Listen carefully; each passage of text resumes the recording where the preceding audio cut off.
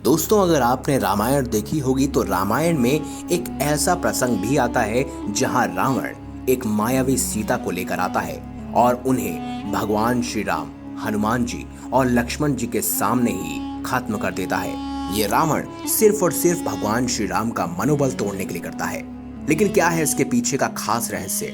आखिर कौन थी मायावी सीता?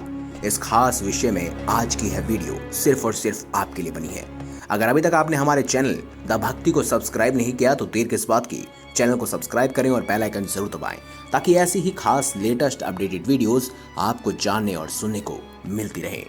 माना जाता है कि रण क्षेत्र में वानर सेना और राम लक्ष्मण में भय और निराशा फैलाने के लिए रावण के पुत्र मेघनाद ने अपनी शक्ति से एक मायावी सीता की रचना की, जो सीता की भांति ही नजर आ रही थी। मेघनाद ने उस मायावी सीता को अपने रथ के सामने बैठाकर रण क्षेत्र में घुमाना प्रारंभ किया। वानरों ने उसे सीता समझकर प्रहार नहीं किया। बाद में मेघनाद ने मायावी सीता के बालों को पकड़कर खींचा और सभी के सामने उसने उसके 2 टुकड़े कर दिए। यह दृश्य देखकर वानर सेना में निराशा फैल गई। सभी सोचने लगे कि जिस सीता के लिए युद्ध कर रहे हैं वह तो मारी गई, अब युद्ध करने का क्या फायदा। राम ने सीता की मृत्यु का समाचार सुना तो वो भी अचेत हो गए। चारों ओर फैला खून देखकर सब लोग शोकाकुल उठे। यह देखकर मेघनाद निकुंबली देवी के स्थान पर जाकर हवन करने लगा।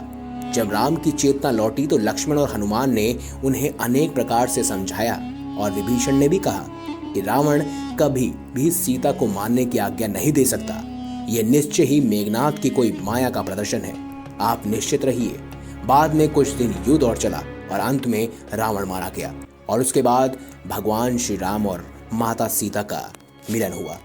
लेकिन दोस्तों, आखिर कौन थी वो खास मायावी सीता?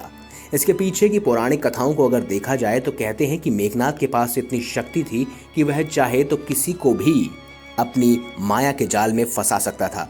ऐसे में उसने जिस मायावी सीता का निर्माण किया था, दरअसल में वो उन्हीं के महल की एक दासी थी, जिसको मेघनाद पकड़ कर लाया और उसको अपनी माया के जाल से पूरी तरह से मायावी सीता में बदल दिया।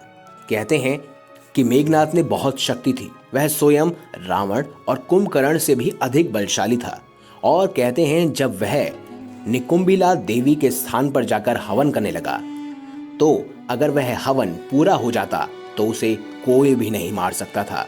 और इसी वजह से उसने दूसरों के सामने यानी कि वानर सेना के सामने उस मायावी सीता को इसीलिए मारा ताकि सब ये आस छोड़ दें कि वह जिस खास सीता के लिए युद्ध कर रहे हैं वह सीता मारी जा चुकी है। और ऐसे में मेघनाद को समय मिल जाता और वो भी निकुंबिला देवी के स्थान पर जाकर हवन पूरा कर पाता और उसके बाद सर्वशक्तिशाली बन जाता। लेकिन विभीषण, जो कि भगवान श्री राम की शरण में था, उन्होंने उन्हें सब कुछ सच बता दिया और ऐसे में लक्ष्मण ने मेघनाद के साथ युद्ध किया और आखिर में मेघनाद का वध कर दिया गया। और बाद में सबको यह पता चल गया कि ये सिर्फ और सिर्फ मेघनाद ने इसीलिए किया था ताकि उसे समय मिल सके और वो निकुंबिला देवी के स्थान पर जाकर अपना हवन पूरा कर सके और उसे दिव्य शक्तियां प्राप्त हो सके।